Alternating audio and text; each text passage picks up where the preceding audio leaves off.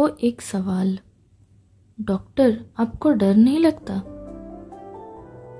रात हो गई थी, ड्यूटी के बाद निकलना पड़ा। एक कैब कर ली। कैब में बैठते ही ड्राइवर ने पूछा, मैडम आप डॉक्टर हैं? मैं थकी हुई थी, बस हाँ में सर हिला दिया। फिर मैंने उसे ओटीपी दिया। कुछ ही दूर जाते ही उसने पूछा, आपसे एक सवाल पूछूं? मैंने फिर हाँ में सर हिला दिया। उसने पूछा, डॉक्टर आपको डर नहीं लगता? इतने लोगों को मरते देखते हो और फिर तुरंत अगले पेशेंट का उसी जगह इलाज कर लेते हो। मैं उस वक्त कुछ नहीं बोल पाई। रोज किसी की आखिरी सांस का गवाह बनना और अगले ही सेकंड किसी और को बचाने की कोशिश करना, क्या मैं काम के आदत में जीती हूँ या दर्द की आदत में, पता नहीं। मैंने बस मुस्कुराकर उसे इतना कहा कि अब तो आदत हो गई है। उसने फिर पूछा, अच्छा कैंसर का इलाज है ना? मैंने एक्साइटेड होकर कहा, हाँ है। फिर बोला, तो मेरी माँ क्यों चली गई? मेरी माँ कम थी क्या? उनके लिए इलाज क्यों नहीं था? मैंने बस इतना कहा कि कुछ कैंसर लेट स्टेज में पता चलता है तो वक्त नहीं मिलता। उसने कहा, सेलिब्रिटीज लोग कैसे ठीक हो जाते हैं?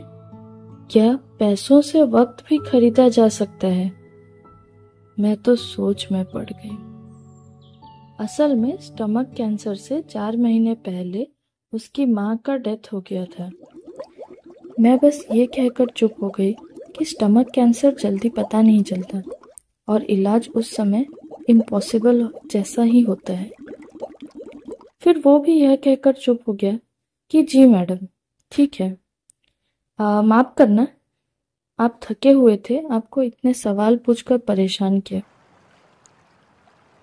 लेकिन जरा उस इंसान के दर्द का अंदाजा लगाओ जो रोज सुबह इसी सवालों के साथ उठता है, अपना काम करता है और इस सवाल के साथ सो जाता है कि क्या मैं अपनी माँ को बचा नहीं सकता था? मेरा उसके साथ सफर तो खत्म हो गया था, लेकिन उसके सवालों ने मेरे अंदर घर कर लिया था। उसे क्या बताती? हर पेशेंट सिर्फ एक फाइल नहीं होता। इस वाइट कोट में न जाने ही कितनी कहानियां रह जाती है। क्या आपने भी किसी अपने को खोया है? तो चलो आंखें बंद करके इस गाने के सहारे अपनी यादों में उन्हें जिंदा करते हैं।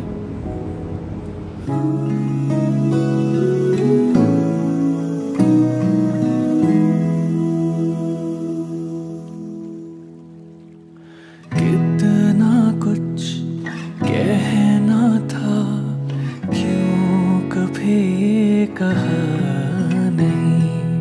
तू क्या कुछ कहती थी, क्यों कभी सुना नहीं? सोचा तो था कि वक्त है, जाने कैसे बह गया। कितनी थी बातें करने को, कहते कहते रह गया। अभी ना जाओ छोड़ कर कि दिल